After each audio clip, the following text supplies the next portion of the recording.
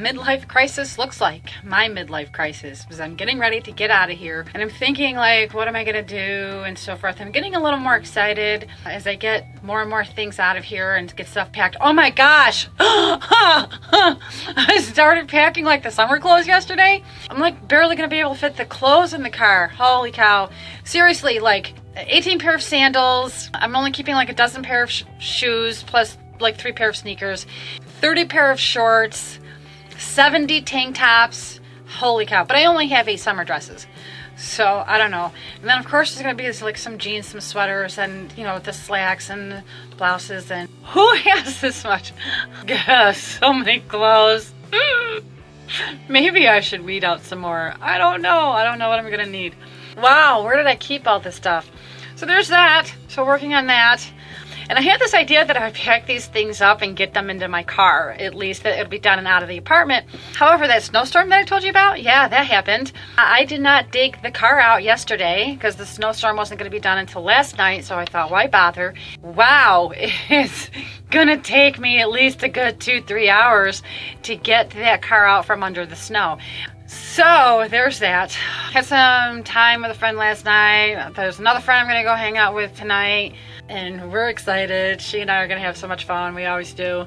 Now, my friend from Florida, I did connect with him, and he still says, oh yes, he's going to fly up here and drive back with me. However, I told him to send me a confirmation of the ticket. He still hasn't. So I'm pretty sure he hasn't bought the ticket yet, because when he does, he will send me a confirmation for it. I know him. And the only thing that like makes me kind of nervous is he's not that person that follows through with absolutely everything he says he's going to do. Half the time he says he's going to grab a flight and come up to New York. He does, and half the time he doesn't.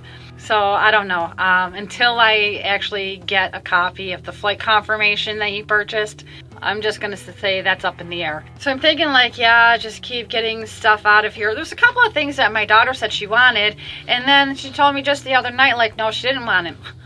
Are you kidding? I've had people ask me for these things, and I said, no, my daughter called it. She wants it. And now you're going to tell me you don't want it? I still have to get rid of it. Okay. Well, it's not going to be too hard because it's like wanted stuff like the fireplace. Oh, and I have like piles of stuff to go into the donation box, which is out here. And because of the snow, I think I'm not going to be able to get to that donations box at all before I leave here. Because not only is the snow probably close to my hips, we're supposed to have another storm again like this next week. Of course, right? Because I'm still in New York. And Mother Nature is going to give me everything she's got before I go. Ugh. Sorry, everyone, for the weather.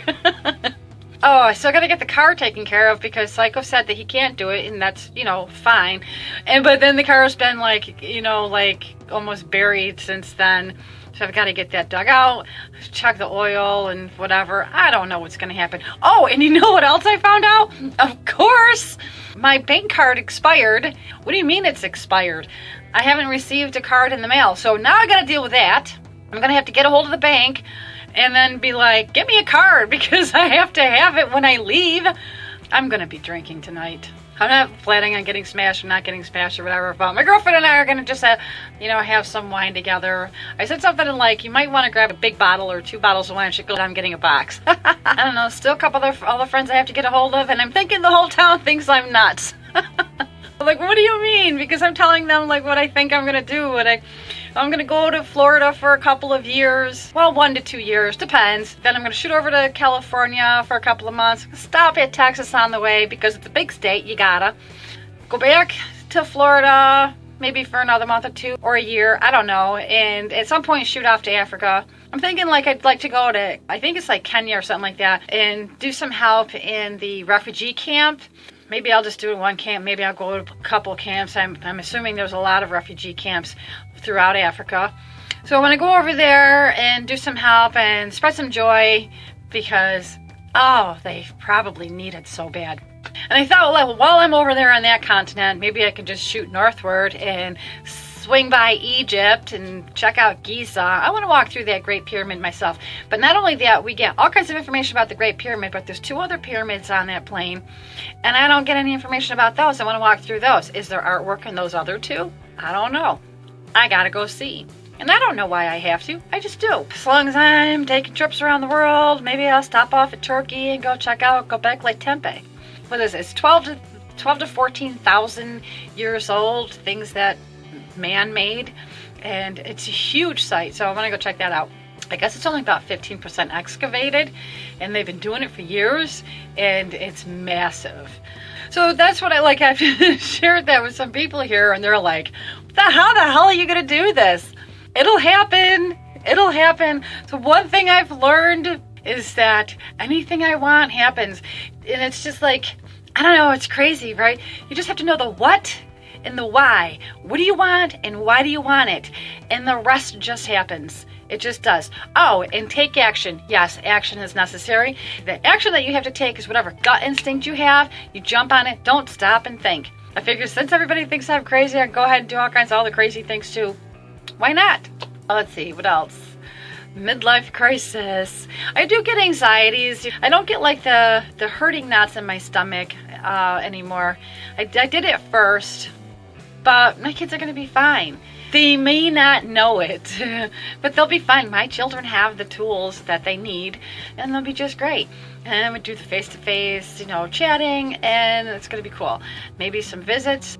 I don't know when and if I'll shoot back up here to New York, but they can always come see me. It'll be a wonderful experience for them and for the grandbabies. And maybe they can come visit me in Africa. My younger daughter, she's still freaking about that whole thing. You can't go to Africa. Well, you're not going to be in Florida to stop me. And honestly, I think everybody thinks I'm crazy because I'm doing things that we are not supposed to do. I'm like, we're supposed to get an education, get a job, make a family, raise babies, punch a clock, and work until the day we retire, and then live on little to nothing from the end of the day you die. And this is what we're supposed to do. I did that shit for like 35 years. I'm done. It's not that my life hasn't been a journey, it has, because I never planned on having kids. Well, I planned on having one. I want to have just one daughter and be a free spirit, because I've always been free-spirited. And then I ended up having a family. I had one daughter, then I had a husband, and then I had another daughter, and I raised a family. And so that was a journey, because it wasn't something that was necessarily planned. But now, they're all grown up, and job there is done, and that's all good. Now I get to go take on the journeys that I originally planned when I was younger. And I got people telling me, like, you're acting like a 20-something-year-old.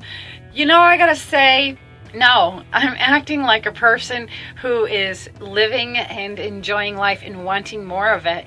And I think as long as we're here on this plane, on this physical plane, why not? Like, that's what we're here for, is to experience. And punching the clock, doing the same mundane shit day in and day out until I'm too old to enjoy my retirement years, that's not living. When I first hit this midlife crisis, I was like, oh my gosh, what's going on here? And I think I said in another vlog, I tried fighting it off. I tried ignoring it or whatever, reasoning things out. But the more I did that, just the stronger things got. And I was really just kind of like a mess until I decided just roll with it, because I couldn't come up with any good reason to keep doing the grind. Like, the only reason for it is to pay for a roof over your head and the utilities and the stuff. If you don't have stuff, you don't need that roof over your head. Just find me a shower. Truck stops have showers. That's all I need. Everything else can be in my car. It's not going to take a lot of money. It really isn't. And I think a lot of people have a hard time wrapping their head around that because they're thinking like all these things that I want to do is going to cost boatloads of money. Well, it's not like it's going to cost thousands of dollars to get over to Africa. Africa wants American money. They might even pay for the airfare. Okay, well, maybe they won't do that. But it's not like super expensive. It's not going to be thousands of dollars to get over to Africa. So it's really not going to take boatloads of money. I'm not worried about it. Anyways, as far as the funding, it's going to show up.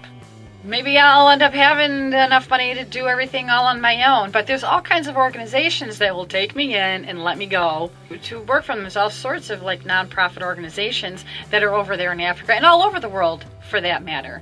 But I've got enough to do what it is that I have to do. Like a lot of people are like, you've got to be loaded to be doing all this stuff.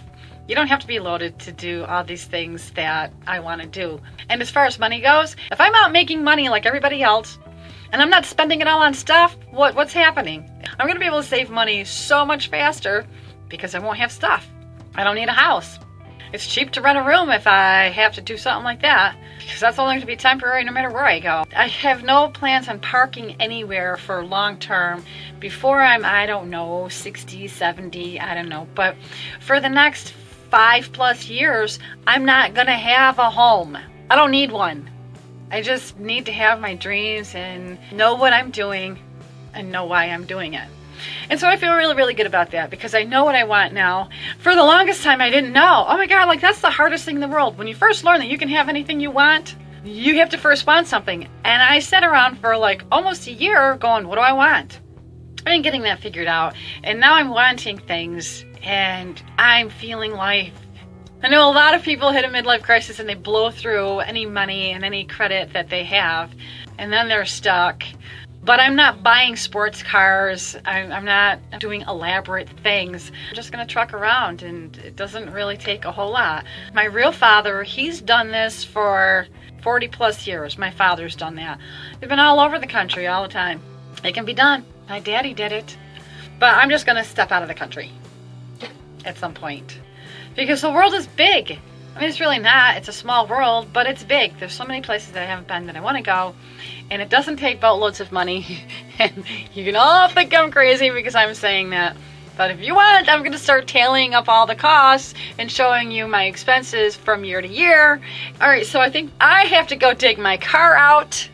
I have to call the bank and figure out the fastest way I can get a card. I don't know. I didn't use the term midlife crisis enough a lot. So that's the vlog this time. A couple of days maybe when I get the next one up. Let you know how I make out with the bank and how long it took me to get my car out from under the snow. A lot of people in town have seen my car and they were all like laughing at me going, Diana, your car's still buried. That's because nobody dug it out yet. I've been waiting for the town to show up. Seriously, if each one of you were to show up here and take just one shovelful, my car could be uncovered in like 10 minutes. That's how I see it. Click like, subscribe, share, follow me along, see if I survive.